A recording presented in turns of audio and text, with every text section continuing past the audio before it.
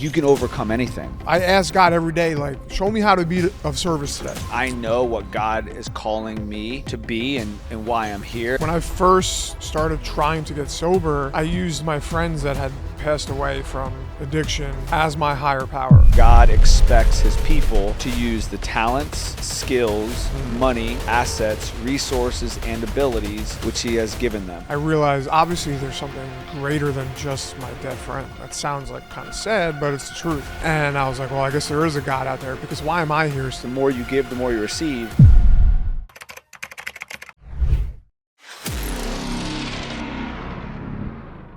Welcome to the Ryan Zofay experience. This is our third episode, and I am excited. I got my boy, Jared Gordon, with us. What's up, Jared? Hello, Ryan. How are you? Incredible, my friend. It's funny, we were just talking about before we came on, and I project, my voice projects, and Jared was imitating a very soft-spoken voice. Yeah, but I'm a projector, so if you need me to, I will project. I'm sure you will.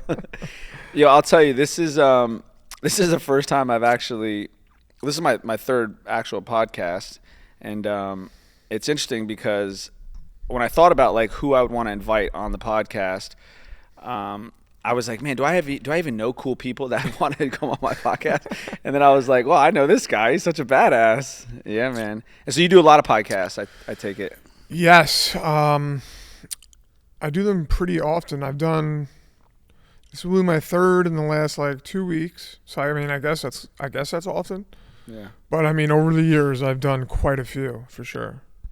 And what is like your reasoning behind wanting to do podcasts? Like, what is your initiative with it?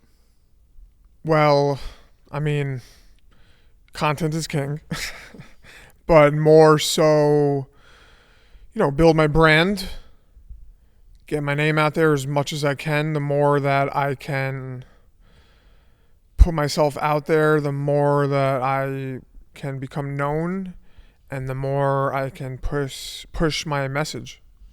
Yeah, I love that. And you said like content is king. And so this initiative to build content, to build brand has actually been something that I've only been doing for about 12 to 14 months. And I'll tell you, man, when I first started, that shit was not easy, bro. That shit was not easy at all. It's not easy. It's monotonous. Yeah. It's hard to constantly innovate and think of new things to speak about, especially if you have like a wide audience. You want to keep them engaged, and that's a hard thing to do. I mean, you have major podcasts out there that are center stage, and people gravitate towards those, obviously. And to become a standout in that world, you better be pushing some really good content, stuff that people want to listen to, things that people want to participate in, and a place that people can go to and find information and learn new things. It's so true, bro. And like you're saying, like there's so many like incredible podcasts, so many incredible influencers, so many people out there that are putting out incredible content.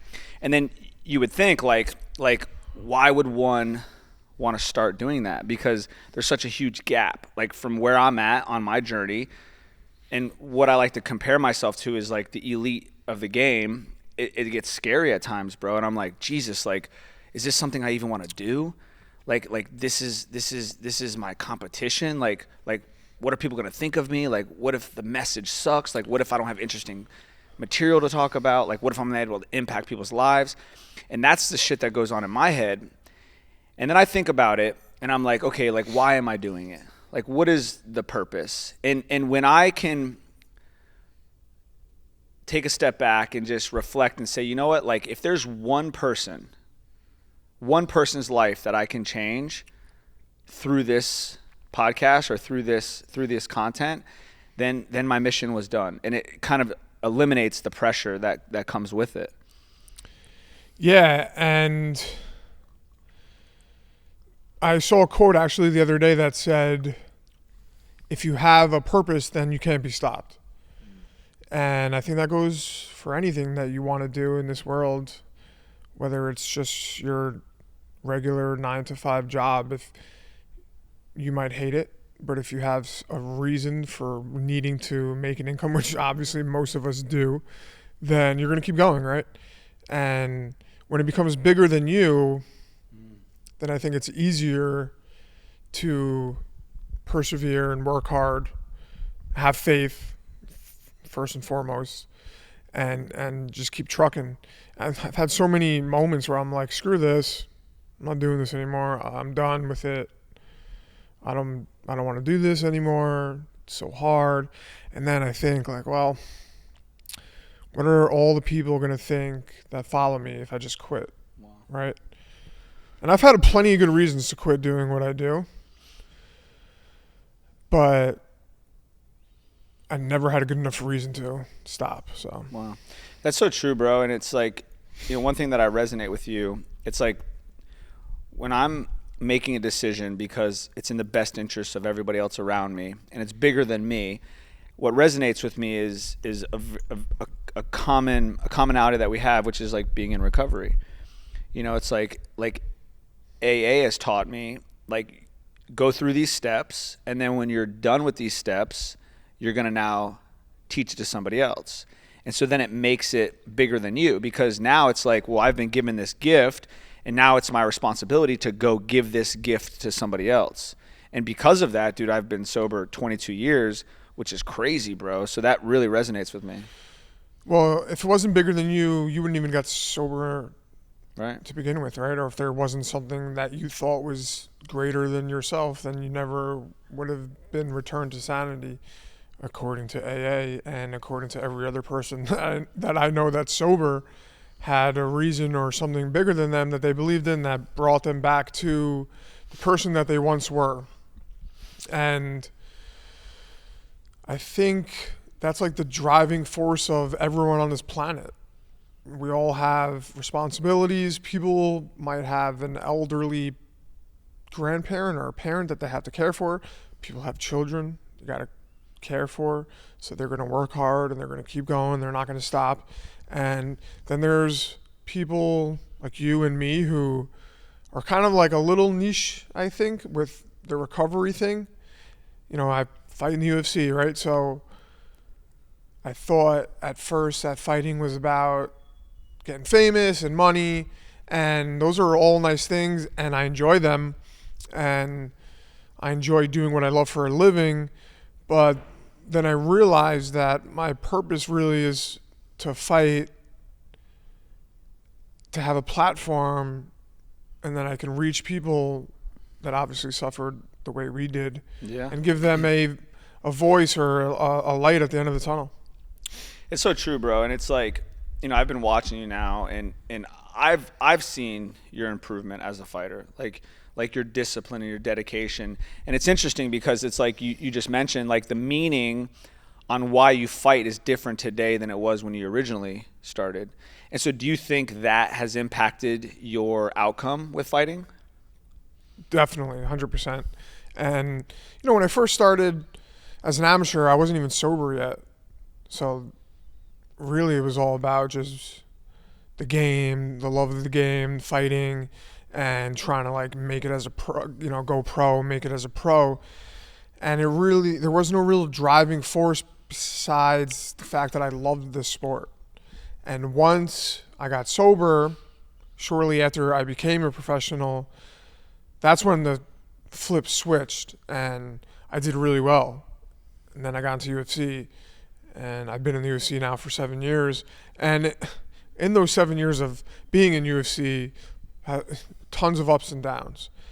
And the moments that I was talking about before where I was like, I want to quit, or I feel like I don't want to do this anymore. Those moments were usually in the heat of the moment, bad lapse of judgment, going through something, and I'm kind of just being impulsive and being like a crybaby, and then like, as we all know, feelings pass, you decompress a little, and then you realize like, all right, I'm not going to quit. So I don't think that really was ever an option for me. Well, I know quitting was never an option for me, But as people, we have feelings, right? And we get down on ourselves. So the thought of it, of course, has like popped into my head, and injuries where people were like, oh, maybe you should stop doing this, like you got pretty hurt a few times. And, it's funny because when I've been hurt, I've had people tell me like, man, you should probably stop fighting. And like the physical, like quitting was never an option when it came to injuries. That never even was a thought in my head, but it was the mental anguish and the suffering mentally and emotionally, which is where I had those thoughts. Right. And, that just proves that our minds are greater than our physical self, That's so true. So I know that God put me here for this reason, which means that I can't quit. And I'm also a hard-headed person anyways, so you think? I want to get what I want, Yeah. So bro, you literally lock yourself in a cage and just go to war. Yeah, hard-headed, literally and figuratively. Yeah. So, but here I am, and keep going. So. Yeah, I love that, dude. And you said something that was like that really stuck out to me. It's like you have something to fight for, and you're literally in there fighting. And what I love about it is like you're fighting to share a message of hope and impact for others. And I don't want to like blow past that, because like you literally put yourself in harm's way to use your platform to impact and make a difference in the world. And it's just so cool because like you now know your assignment. It's like I know what God is calling me to be and why I'm here. And I just think that's so awesome, dude, because like I never really thought of it that way. And it's cool that you have that twist and that perspective.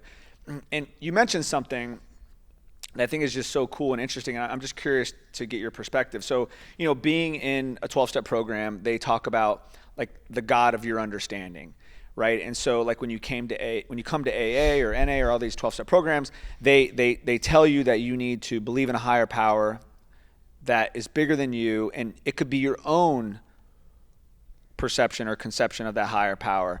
And so like what's your views on that? And like what is like how do you approach that in terms of your life?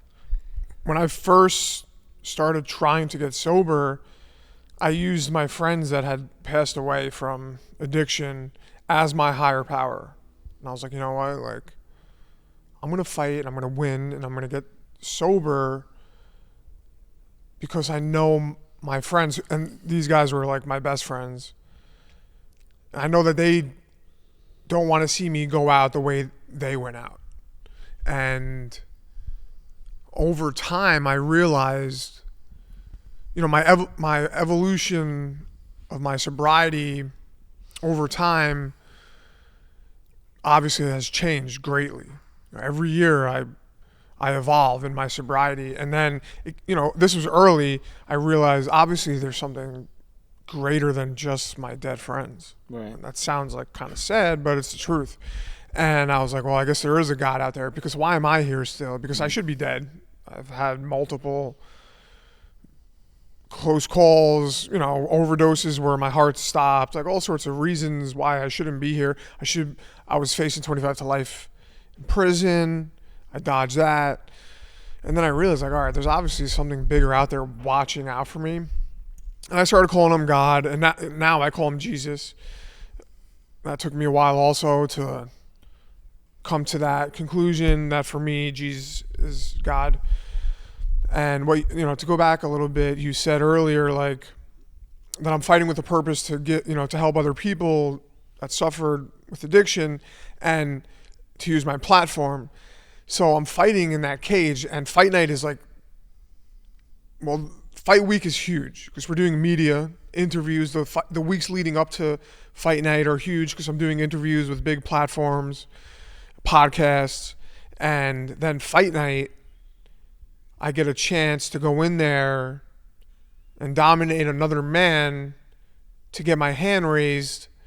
And then the most crucial time for me is getting on that mic post-fight with Joe Rogan, where the whole world is watching through a screen Wow. or live in the arena. And that's my time to get on the mic, give it to God, and then try to, throw a little hope out there. Wow. And it almost feels like it's a waste of a night if I don't get on that mic. Wow. And you only get on the mic if you win. Yeah, there's no post-fight interview for the loser. And then when you're done with Joe Rogan or whoever is interviewing that, it could be Bisping or Paul Felder or one of the other commentators or DC or someone, and you go backstage, you see the doctor real quick, and then there's a whole line of people. They bring you, there's setups like this for you to do. All right, you're going to do an interview with ESPN. All right, now you're going to do an interview with GQ. Now you're going to do an interview with Laura Sanko, which is also ESPN. And there's a whole, and then you go to like the journalist row where there's chairs, 100 chairs, a bunch of journalists sitting there with cameras on you, and you're sitting at the desk with the mic, and they're all asking you questions, and that takes like an hour and a half. And there's my chance again to get my message of hope out there. If you lose, you go see the doctor. They hand you your paperwork for the night, whatever your injury paperwork or your purse paper, your check. Go home. And they all right, you got to go back to the hotel, and they literally walk you out the back door. You get changed, you walk out the back door, and you go to the hotel, and then you go home, and that's it. Wow. But so like winning is paramount. Sure. Get on the mic. All the interviews. You just got another big win on your record. What's next? You go home after a loss, and you're like, man, I did all this for nothing, dude. I got half my check for most of us. You got your show money, your win money. Some people get a flat rate, but you have to be in the UFC for quite a long time for that. And then you don't get the chance to talk to the world. Wow. So it's huge. And like all of my effort for those 2-3 months of training camp go into it for that moment. Like the winning is great, obviously, because I got. So how much of your preparation is you thinking about that interview? A lot, dude.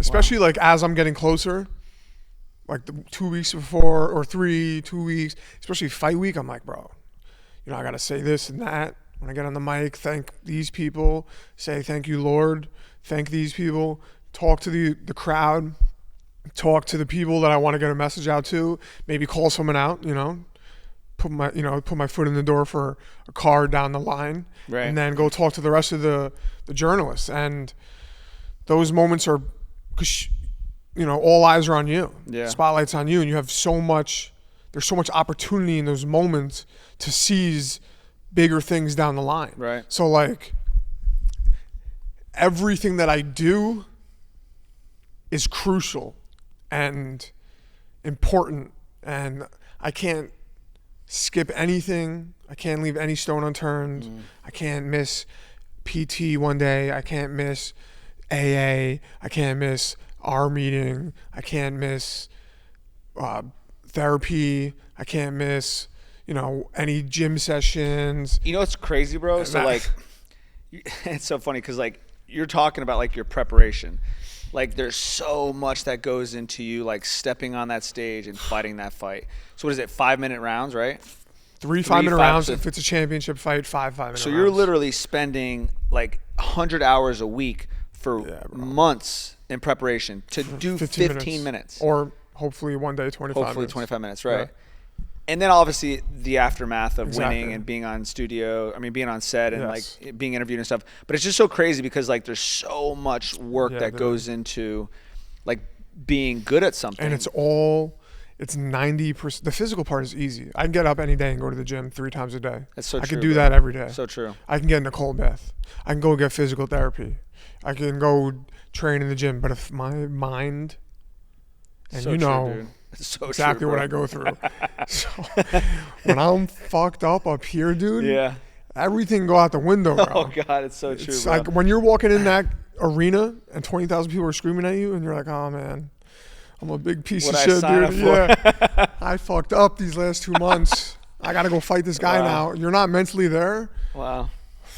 It's a tough night in the office. It's so true, bro. And that's what they say. It's like your mental game is everything. That's with anything. But I'm just curious. So like there was, at what point in your life did you have the belief or the download or the vision that you were going to be one of the best that has ever done it? Like, when did you know? At what age in your life?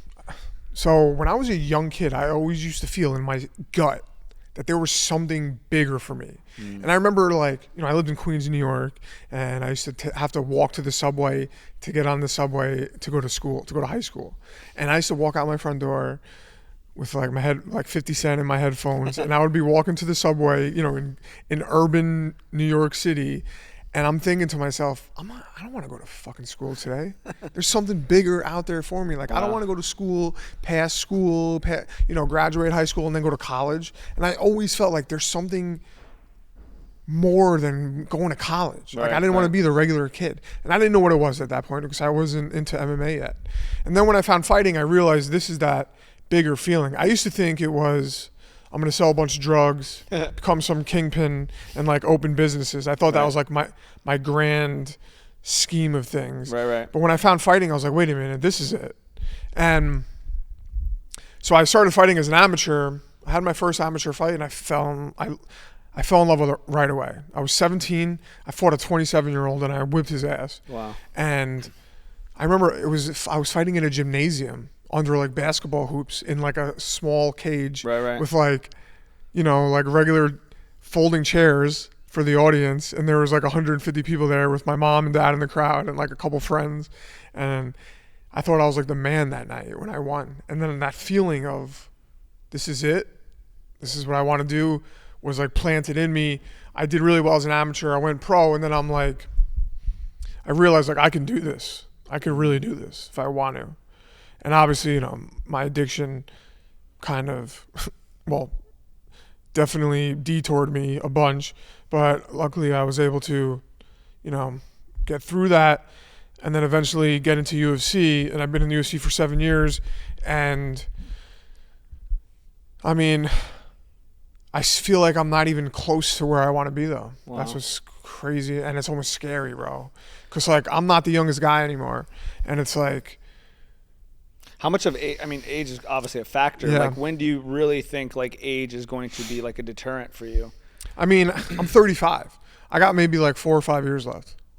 I mean, unless I'm doing really well still, getting paid really well, I'm healthy, then I'll fight longer. Right. But I mean, realistically, most people are retiring at probably, if they have a good career, long career, which I've had, like 38, 39, 40. Right. So I'm really healthy right now. I'm the best I've ever been. I'm probably in the best mind frame I've ever been. So why I'm not like, I don't feel like I'm going to stop anytime soon.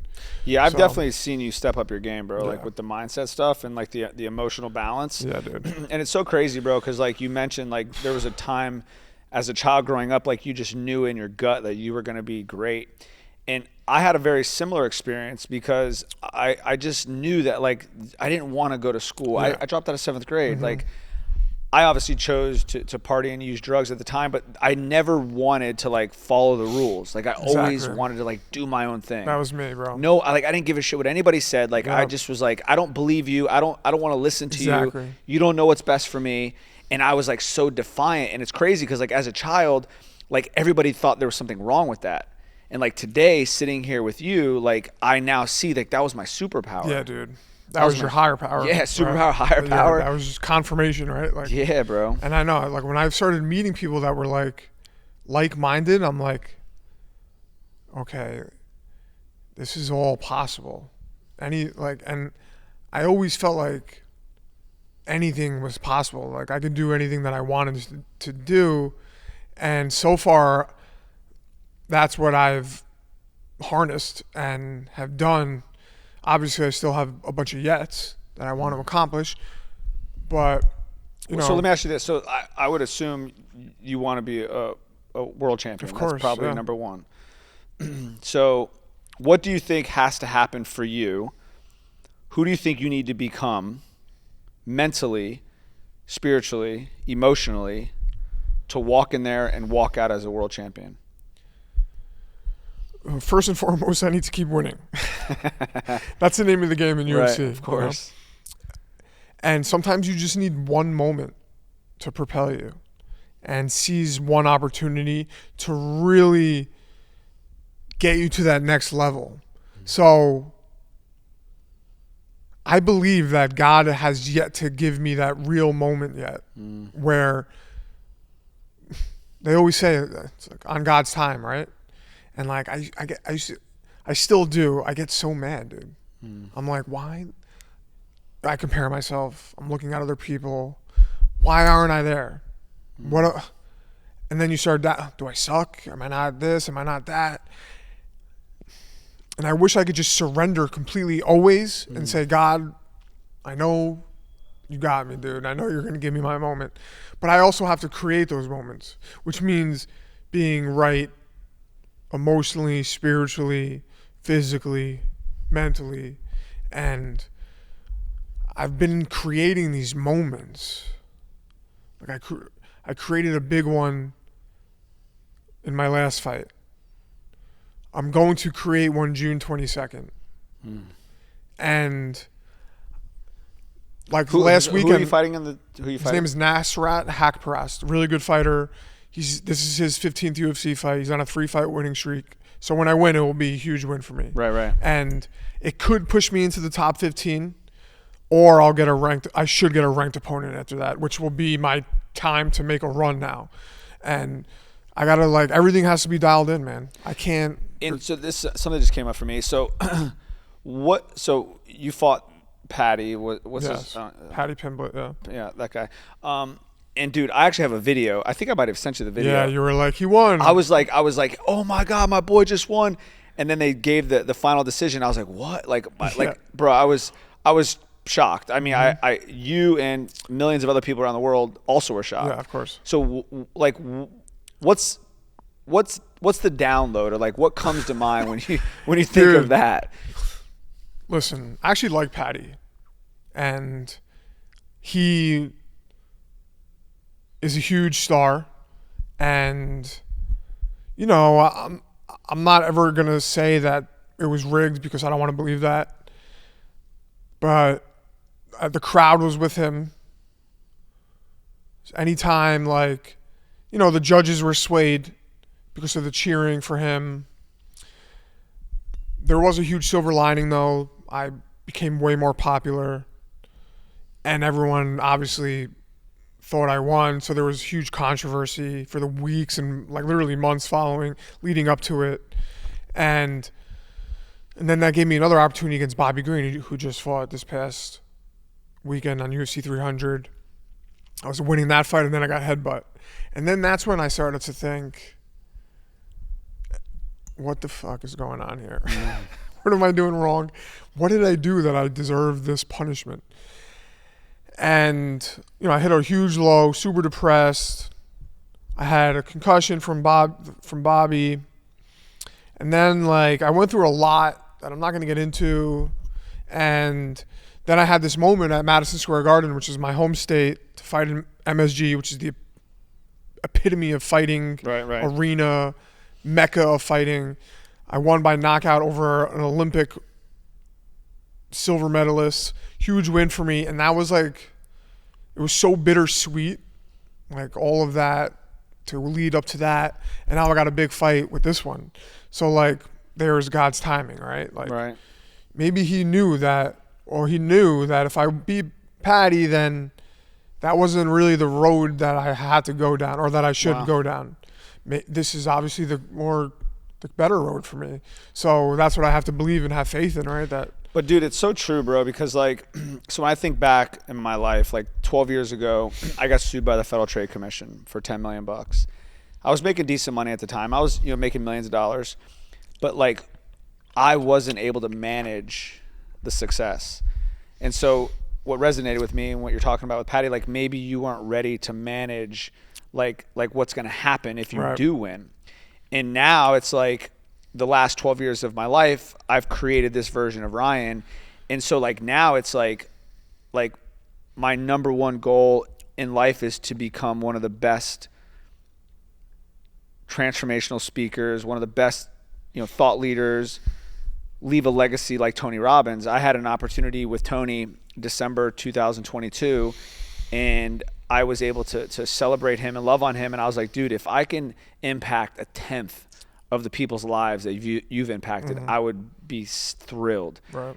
And fast forward 2 years or 2 years, a year and a half, I'll see him actually this weekend.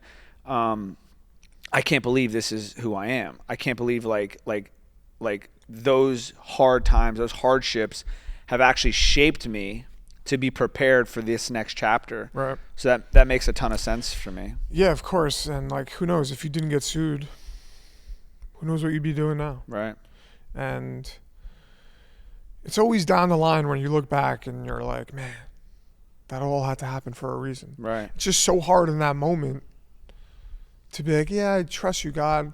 Right. I know losing that fight and then getting headbutt by Bobby was all part of your plan, man. Right. Because that shit sucked for me, you know? Right. I went through a lot physically and mentally. Wow. Financially, all sorts of, really bad impacts on my life. And now it's like, I'm still trying to, I think there more will be revealed. Sure, for sure. And looking back, I'll see that it really had to happen this way. So I have faith that it will happen. It's so crazy, bro, because like in those dark and challenging times are actually when you really get to flex your faith. And that's when you really have to lean in and just be like, God, I got no other options right now. Like, you're the only answer I got. Man. And I believe that's what it's intended to be. I believe like those challenging hardships are intended for you to get closer to God. That's been my experience. Yeah. I mean, they say having faith is easy, keeping faith is hard. Wow. And I heard that not that long ago, and it's so true, dude. It is. It's so hard. What do you say to somebody that is at a low point in their life and they just can't see the light at the end of the tunnel? Like, what would your advice be to that person? I mean, I would tell them that, listen, first I would give them like a little premise, like, listen, do you have people that love you? Do you have people that need you? And usually the answer is yes. So shift their perspective, like, hey, it's not as bad as you think it is. Like, what do you have to be grateful for? And then I'll tell them, like, are you going to quit? Wow. Now for all these people? And then usually they're like, no, I'm not. I'm like, exactly. Wow. So you're at your bottom now. The only way up is the only way is up, right? So the only way you can go from here is up. And then obviously have faith, work hard, persevere, man, because that's the bottom line. And I've seen people go. My father went through a really tragic thing when I was a young kid. He had taken over his father's business, turned it into this multi-million-dollar corporation with my uncle. And on Father's Day 2001, the whole their building where their business was in, it blew up. Wow. Literally blew up, and it killed 3 FDNY guys and injured like 60 NYPD, FDNY, firefighters and cops. And they lost millions of dollars. And they were getting sued by the widows of the firemen for $180 million. They had to rebuild the business from scratch. By the time it was rebuilt, like a year or two later, the economy crashed, the market bubble, 2008. Wow. And I was like, this guy can't catch a break, dude. Wow. And like, I guess I was young, so it was hard for me to see it, but I never really saw him waver. Wow. Yeah, he had a couple of glasses of vodka every night, maybe a couple Xanax. But he busted his balls working, dude. Wow. And he worked and he worked and he worked and he worked, and they rebuilt it back. It took off again, the business, and they recently just sold it for a very hefty sum of money. Wow. About 2 years ago. And then he moved down to Florida. He bought a beautiful mansion in Delray. He owned multiple buildings in New York, sold a bunch of those and I'm like, for like months, I was like, dude, you fucking did it, dude. Wow. 24 years later, or 23 years later, that was 2001. They came down they came down in 23 to Florida. And I'm like, how did you do? And I remember one time my mom said to me when this first had happened, don't be surprised if your father kills himself. Oh, man. That's how bad it was.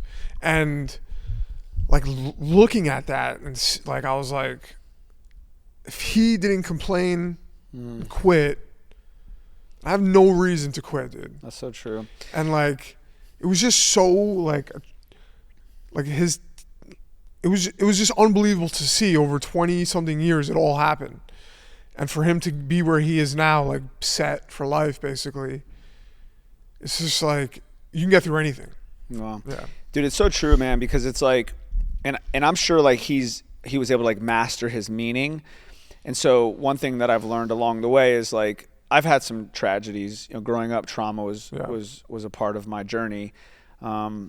Very similar to you, dude. I was looking at 25 to life, and like now when I am faced with challenging times, like I know that I'm in control of the meaning I give it, right? And I could look at the gift in it, or I can look at like, why is this happening to me?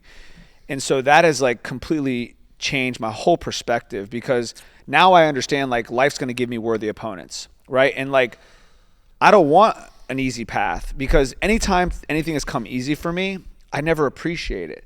And so when I'm able to face something that's challenging and I'm able to persevere and I'm able to overcome that, dude, that's just giving me the strength to teach the next person. Right. That's just giving me the strength to show people, like, it doesn't matter what you've been through, it doesn't matter how challenging it is, like you can overcome anything. Well, that's what Jesus said, right? Rejoice in your sufferings. Right. Because it produces perseverance. Wow. And that's the hardest thing to do. Wow. It's so true. But it's so true, though. It is. And I think it's just hard for people that, especially if you're new to like serious adversity, it's hard for people to really accept that and take it and run with it. I think as addicts, like going through withdrawal, being dope sick. That shit's the worst, I think, bro. Getting sober, being in jail and you're dope sick, panhandling and you're cold and you're sick. Or if you're in Florida, you're sweating your ass off and you're dope sick and you're on Atlantic Ave trying to scrape up $10 for a fix.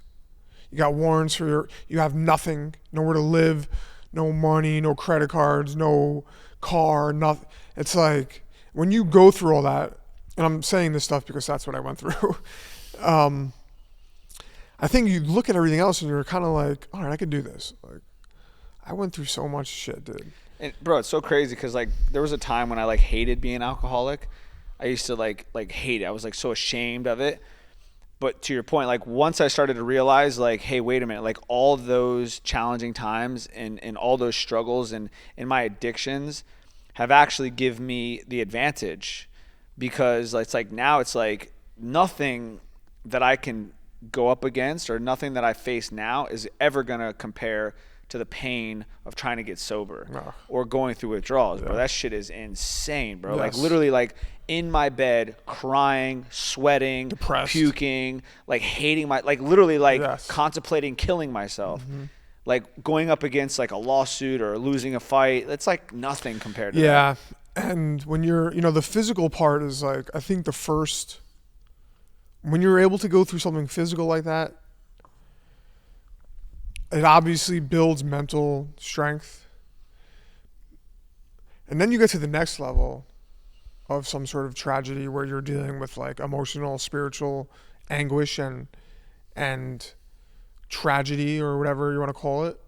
And that's even harder for me. Like in my last over 8 years of being sober, like I've dealt with a lot spiritually and mentally and emotionally, and it never, when I started feeling that way, when I do feel that way, or whenever I'm in that kind of predicament, I don't think like, oh, I'm gonna go get high. Like I automatically go to, I'm just gonna fucking kill myself. And obviously I haven't done that, and that's not really what I want to do. But like once you get to the point in your head where you're like, I just want to kill myself, and you're able to get through that, then I think you're really at the next level. So like when I talk to other addicts, I'm like, bro, you've been through so much. Or if you're a female, you've been through so much. You're sober. You kicked heroin or you kicked whatever. Like you can do this. Yeah, you're going through a tough time right now, but like think about what you've been through, and then they kind of like take a step back and they're like, you know, you're right. And then that Right. goes back to what are you grateful for? Like, Right. you know, you're sober, you're healthy, you have a lot going for you. You got people that support you. You just have to like manage this hardship right now, or like jump through a couple of hoops, and you'll be there. And you know, easier said than done, especially when you're in that moment. Right. Like, cause I always say that, like I say that now, and then something bad happens, I'm like a little bitch, you know. Yeah. I'm throwing a pity party, like, Yeah. and then my wife always has to pull me back and is like, hey, have you spoke to God? Your wife is badass, by the way. Dude, she's a freak, bro. She's a badass, by the way. She, dude. without her, I wouldn't be here, babe. I love you. And so I'm gonna read this to you because it means so much to me, dude. Like you mentioned, like when you do something that's bigger than you, and you're making decisions that are in the best interest of everybody else, and like you mentioned, using your platform for the better good of others, it brings me to this parable that I think like changed my life forever, dude. It's Matthew 24:25-30. And the point of this parable is how God expects his people to use the talents, skills, money, assets, resources, and abilities which he has given them. Right. Regardless of how much we've been given, we are expected to faithfully use those blessings in godly ways. We are not meant to bury them and do nothing. And so like, as we've been talking about it, it's like, even like what we're doing right now, like there's a part of me that is like doing this because I know this is going to inspire somebody. Somebody is going to see what we're doing and be like, okay, I know I need to get off my ass and I need to get out there and make a difference in the world. And I just think that's so awesome, bro, that like this is the path that you have chosen. And I know like this parable resonates with you because like I see you, bro. Like they say, like, don't trust the tongue in somebody's mouth, trust the tongue in somebody's shoe. And like you are an action taker, bro. Like just in a little bit of time that we spent together recently, like you've made some big decisions in your life that were hard to make, bro. And so I just want to shower you with love on that because it's huge, dude. I'm proud of you. And so like what comes to you when you like think of this parable? Well, I mean, it goes back to what we said earlier, like using my platform to help others, right? And I think that goes with everything that I have. Money. When I see just something simple like someone on the street with a sign, I always give them money. Whether I think they're going to go buy drugs with it or not, it's out of my hands. Once I give you the money, I'm just trying to be, you know, You're doing God's your part. servant, Yeah, you're you doing know, your part. by giving charity, right? And that's what he says to do. Like the more you give, the more you'll get. And that's what he says. And then obviously with AA, sharing the message, 12-step, that's like our duty now. That's like one of our biggest mandatory responsibilities as recovering alcoholics and addicts is to help others. And then it could be anything, man. Helping a teammate, training, whatever it is. If I can be, I ask God every day, like, show me how to be of service today. It could be anything. I don't know what it's going to be. It might not have anything to do with addiction or fighting or whatever. Right. Maybe it's just go help your life, you know?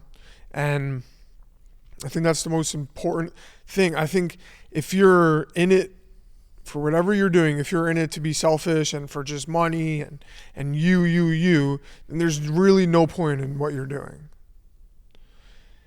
Whatever you're doing should be to serve others. And you'll never lose if that's your goal. I don't think you could possibly lose if your mission is to help other people. That's so true, bro. I mean, and the very reason why we're doing this, right? It's like the very reason why. Listen, dude, I have a 9-figure business. I don't have to work a day in my life. I can literally stop right now and never work a day in my life and live like an exceedingly abundant life. But I found along the way that now that I've received all these gifts, like I have to give back, which is why now I want to become, you know, an inspirational speaker and coach and mentor people and build a massive brand all around transformation and impact, because I realize like that is what fulfills me. You know, so to your point, it's like I wake up every day and make decisions that are in the best interest of the people I can serve. And the one Almighty is God and Jesus Christ is my Savior. I also believe in that as well. And it's like when I think about what he did, I'm like, dude, I have no complaint. I should never complain. Right. You know, and it's, but dude, as soon as I started to live this type of lifestyle, the money like just my whole life opened up, bro. Yeah. Like the law of reciprocity, right? It's like the more you give, the more you receive. But if you're giving with expectations of receiving, you're not going to get what you're looking for. I mean, you got to have integrity, right? Yeah. That's why it's so funny. Like when I see people online and they're like giving money to people and they're filming it, I'm like, that's me. So you're doing this? Well, no. I've done it a couple times. Yeah, but I'm like, so. Are you talking about me right now? No, I didn't even know you did that. That's why I want to tell you. Make an awkward moment. Fuck. Real asshole, right? So this asshole Ryan over here. There's these that. dickheads out there that are just giving money and filming it. It's actually Ryan. It's all for clicks, man. No, I know that you've helped people without a camera on that situation. So yeah, you have to do things without looking for a pat on the back, right? And like a lot of times I do things and I'm like, I don't get shit from that. Yeah. Or that just cost me a bunch, and that's fine because I believe that's what God wanted me to do, 100%. It's so true, bro. Cause like when I started, so actually I was at Victory Church and Donnie brought a guy on. I can't remember the guy's name, but his whole platform was about like doing acts of kindness and building a brand around it. And I was like, wow, that's so cool because like I've always been a giver my whole life. Like I've always been a guy that will take my shirt off for anybody at any time. My dad was like that. And like you do, my dad was such a hard worker, bro. And I'm so grateful for that because like you do, that's the principle that I learned from him is like you bust your ass and then you keep busting your ass. Yeah, bro. And then when things get difficult, you keep busting your ass. Yeah. Yeah. And so you get that, which is why you're, top athlete in the world. But once I started to realize that like I need to give people permission to serve, and I struggle with it, bro, because like people were saying, like talking shit, like, oh, look at Ryan's like out there giving money and recording it, and I struggle with it, dude. And there was a time when I stopped because I was like so ashamed and I thought people were going to be judging me. But then I realized, I was like, you know what? Like I want to show people that you can do acts of kindness, and by me doing it, it has given people permission. And now today, a lot of the feedback that I get is around me doing those acts of kindness. And so a lot of people are like, yo, I follow you because of that, or I appreciate you because of that time you gave that person that money. So I have a different twist, but I understand what you're saying, bro. I do. What I mean, so, I mean, it's what you said before is, I forget the exact term you use, but just, not expecting anything back, man. Yeah. Like, that's like, and obviously, even when you were filming, you weren't expecting anything back from that person. No. So, it's not like it was a direct correlation. Yeah, maybe you were getting views. A big deal. But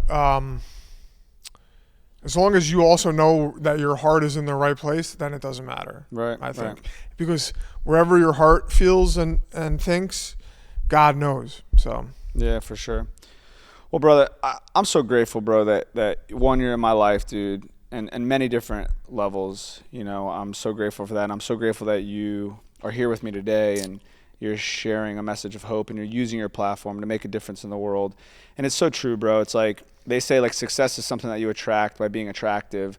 And so there's a reason why we're in our lives together. And I'm grateful that we get to share this journey together. And I love you, brother, and I appreciate you, man. Thank you. Well, thanks for having me. I love you too. And I wonder what's next for us. Yeah, man. We're going to crush it. That's it.